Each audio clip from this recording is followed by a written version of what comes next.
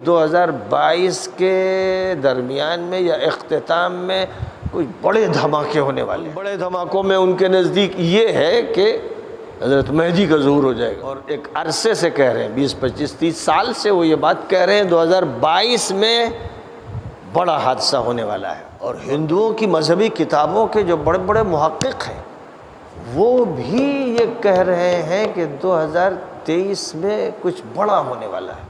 کوئی عربوں میں سے بہت زبردست شخصیت ظاہر ہوگی جس کا پوری دنیا پہ کنٹرول ہو جائے۔ 2023 میں ترکی میں بڑے انقلابات آئیں گے۔ آج کل بڑے بڑے حادثات پیش آتے ہیں تو لوگ تکے بازی بھی کرتے ہیں، کچھ وہ لوگ ہیں جو پیشین گوئی کرتے ہیں، کچھ وہ لوگ ہیں جو اعداد سے قرآن پاک کی آیات کے ذریعے سے کچھ راز کا انکشاف کرتے ہیں۔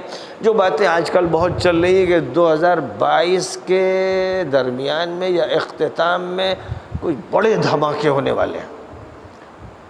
اب ان بڑے دھماکوں میں ان کے نزدیک یہ ہے کہ حضرت مہدی کا ظہور ہو جائے گا، یا مسلمانوں اور یہودیوں کی عالمی جنگ ہوگی، سب سے خطرناک جنگ ہوگی۔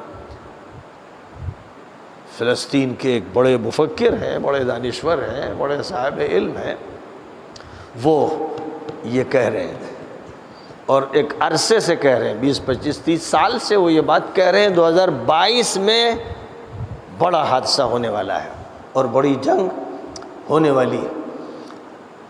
لیکن عجیب بات ہے کہ جو بڑے بڑے پنڈت ہیں، سوامی ہیں، اور ہندوؤں کی مذہبی کتابوں کے جو بڑے بڑے محقق ہیں وہ بھی یہ کہہ رہے ہیں کہ 2023 میں کچھ بڑا ہونے والا ہے۔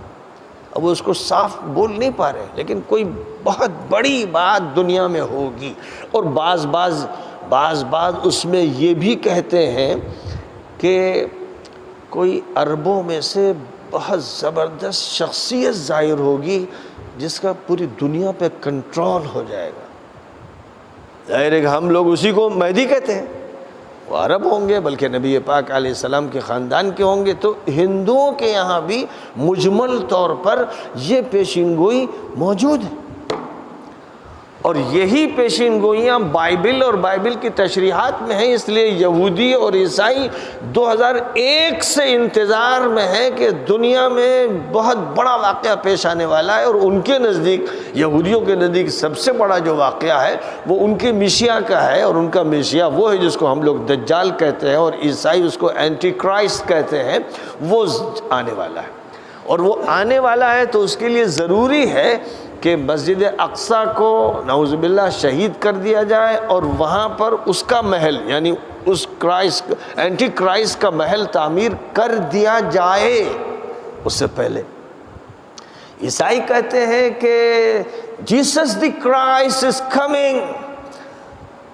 سال ہا سال پہلے سے امریکہ میں، یورپ میں گاڑیوں کی پیچھے کی پلیٹ پر یہ نمبرات کے ساتھ لکھا گیا تاکہ لوگ اس کو دیکھیں اور پڑھیں، اور ایک عام بات ہو جائے کہ جیسس از کمنگ۔ میں نے خود امریکہ میں دیکھا، یعنی آج سے نہیں، یہ ایک عرصے سے ذہنوں میں ہے، کیونکہ بائبل میں کچھ ایسی پیشین گوئیاں ہیں کہ بس اب عیسیٰ آنے والے ہیں۔ تو ایک طرف مسلمانوں میں یہ کہ مہدی آنے والے ہیں، عیسائیوں میں یہ کہ جیسس دی کرائسٹ آنے والے ہیں، مسلمان بھی اس سے متفق ہیں کہ عیسیٰ آنے والے ہیں۔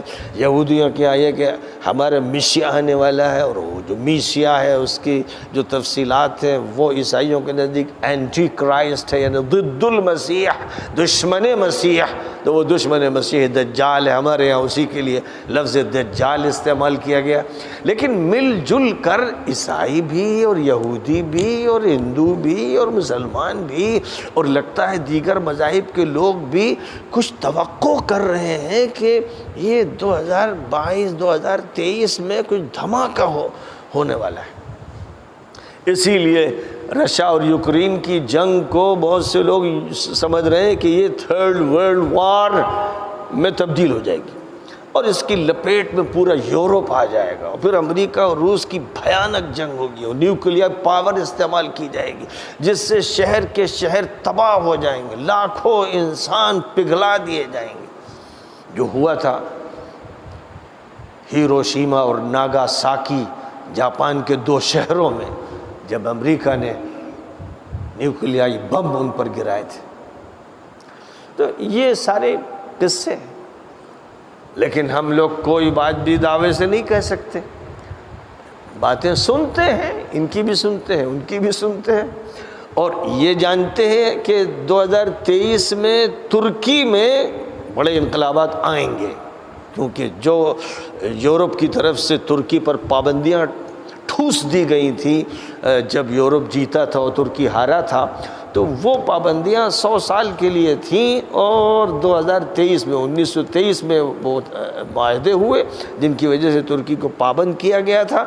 2023 میں وہ معاہدے ختم ہو جائیں گے جن کی وجہ سے ترکی بالکل آزاد ہو جائے گا، اور وہ اپنی آزادی کے ساتھ پھر زیادہ قوت سے آگے بڑھے گا.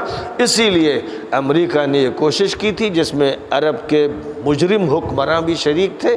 2016 میں اردوغان کے خلاف ایک انقلاب برپا کیا گیا، اتنا بھیانک کہ اگر وہ کامیاب ہو جاتا ہے تو اردوغان یا جیل میں ہوتے یا ان کی لاش ہوتی. وہ کامیاب نہیں ہوا. اس کے بعد پھر کوشش کی گئی 2018 2019 میں کہ معاشی طور پر ترکی کو کنگال بنا دیا جائے، اس میں بھی وہ ناکام ہو گئے. اب وہ سب بے چین ہے کہ کیا کریں. 2023 آ گیا اور اس کو اردوغان نے کراس کر لیا، تب تو انہیں ڈر لگا ہوا ہے، انہیں ڈر لگا ہوا ہے کہ ایک بڑا دیو جو ہے عالم اسلام کی ایک بڑی طاقت جلوگر ہو جائے گی. وہ اس سے پریشان.